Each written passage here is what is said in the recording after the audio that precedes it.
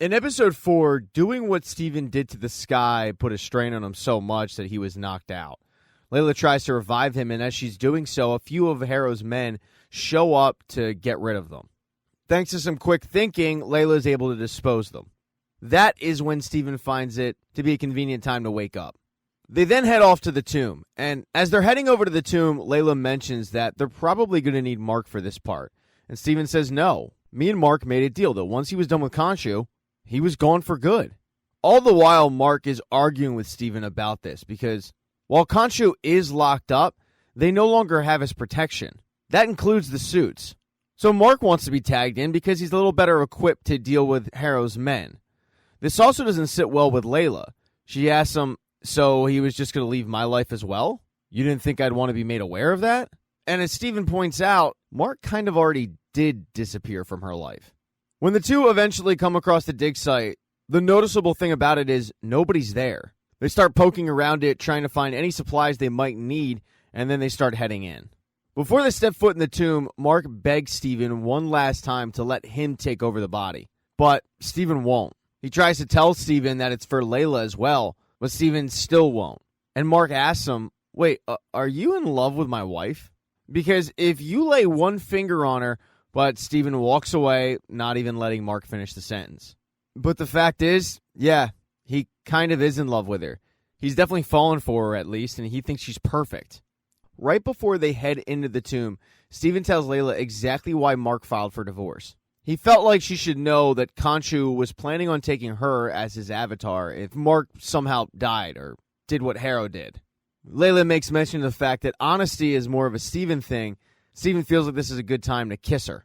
And I'm going to be honest with you. Quite frankly, she kisses him back. It's at that moment that they both finally head into the tomb. And when they do, Steven starts geeking out over the fact that they're some of the first people to step foot into this tomb. Steven is just a giant Egypt nerd. Layla tells him about her father, the archaeologist, and how he would have loved to be there. He ended up dying trying to find it. Steven had no idea about this, so he apologizes. And she says, no, it's fine, really. They start heading deeper into the tomb. And what they're looking for is Ammit's Prison of Stone. It's basically the same thing that Khonshu was put in. The second room they go into, they notice that there's empty bullet casings, which is weird. Steven also notices the Eye of Horus. And what he realizes is the building is in the shape of the Eye of Horus. They figure that they'll find Ammit in the tongue part. So at least now they have a map. They just have to find it. The third room the two step into is much bigger, although it looks like there's an ancient Egyptian autopsy table right smack dab in the middle. And what's concerning is the fact that it has fresh blood on it. There's also blood all over the floor leading to the entrance to yet another room, and they don't really want to follow that trail of blood.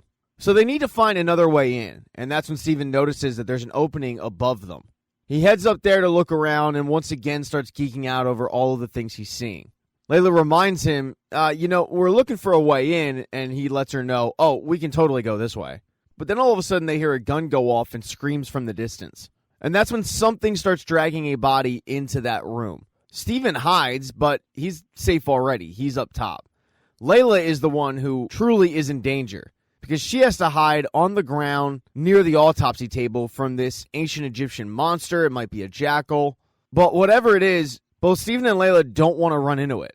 This Egyptian jackal temple guard starts dissecting the body right near Layla. And unfortunately for Layla, as she's trying to avoid it, she ends up knocking into something and alerting it to the fact that somebody else is there. When this happens, Steven tells her to run, simultaneously pushing down a bunch of items to crush it. It works. Layla is able to get away, but the two end up splitting up. As Layla is trying to find her way to Ammit, she gets attacked by yet another temple guard. She's able to thwart it by shoving a flare into its eye and throwing it into a pit of despair. All of this, though, is seen by Harrow, who is on the other side of the pit, and it doesn't seem like there's a real easy way for him to get to her. Even though there's no bridge over and it doesn't look like Harrow can get to her and there's no threat, Harrow starts talking to her because she is in earshot. She doesn't have plans on listening to him until he brings up her father, and that ropes her back into this conversation she didn't want to be into in the first place.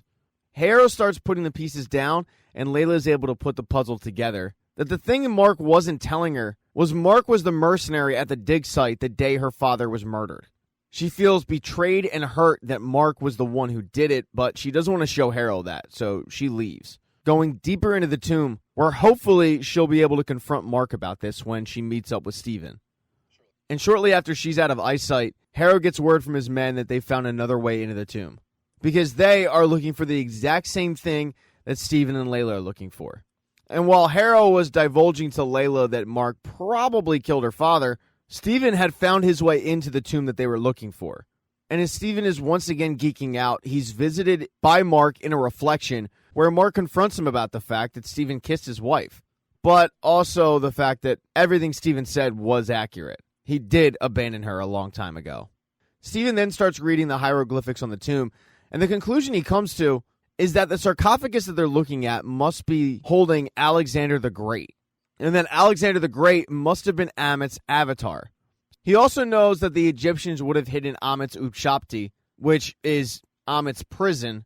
Well, they would have hidden the Upshapti somewhere that wasn't easy to find. Since Alexander the Great was the avatar and he spoke for her, Steven thinks that there's a chance the Upshapti might be in the mummified mouth. Steven then rips open the bandages, breaks the jaw, and sure enough, he's able to locate it. When Layla walks in, she finds Steven celebrating the fact that he was able to locate it and they've won. But she's in no mood to celebrate. She demands to talk to Mark. She needs to get answers to what Harrow told her. Steven tags Mark in, and the story that Mark has is he didn't kill her father. But he was one of the mercenaries, and he did lead his boss there. His boss was the one who killed her father. His boss also double-crossed him and shot him, leaving him for dead where Khonshu found him, saving him. When Mark was all better, he went to go find Layla and tell her what happened, but he couldn't bring himself to do it. And what upsets Layla the most is the fact that the only reason they got married was Mark felt guilty about what he did to her father. They don't have time to discuss it anymore because they hear Harrow's men coming and they need to find an exit quick. As Layla goes to look for one, Mark tasks himself with holding Harrow's men off. Harrow walks in and sees that Mark has the Upshapti, telling him that he needs to hand it over, and it looks like for a second Mark is going to. And that's when he just starts killing all of Harrow's men. Harrow, though, is done dealing with Mark's crap. He pulls out a gun and shoots him twice. Without the protection of Khonshu, Mark falls into the water, shot, and it looks like he's going to die. And in all honesty, he might. We don't know, because when Mark wakes up, he's in a psychiatric hospital. And the craziest part is, everybody in the insane asylum are people that he's interacted with. In the rec area, all of the patients are watching a movie, which is his favorite movie. It's basically an Indiana Jones ripoff, but instead of Indiana Jones, the main character's name is Stephen Grant. When he goes to talk to the therapist is Harrow. Everything seems to be pointing to the fact that Mark made up all of this in his mind, and he's simply crazy. But the thing is, Mark doesn't believe it. He clearly remembers Harrow shooting him. He has no plans of staying there any longer than he has to, so Mark tries to escape. As he's doing so, he gets caught, and he's chased by a couple of orderlies, so he sneaks into a side room. And in that room is a sarcophagus. Somebody inside of that sarcophagus is screaming for someone to let him out, and Mark does that, only to find that the person he let out was Stephen Grant. Now, instead of the two sharing a body, they're staring at each other. Both men are relieved to see each other, and they also can't figure out how this is even possible. But they don't really care. They just need to figure out a way out. The two run out of the room, and they run right into what can be best described as an Egyptian hippo god.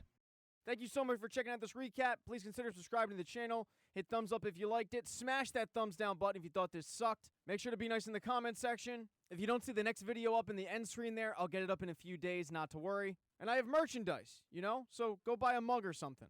It's never too early to think about Christmas gifts, folks. Once again, thank you for checking out this recap.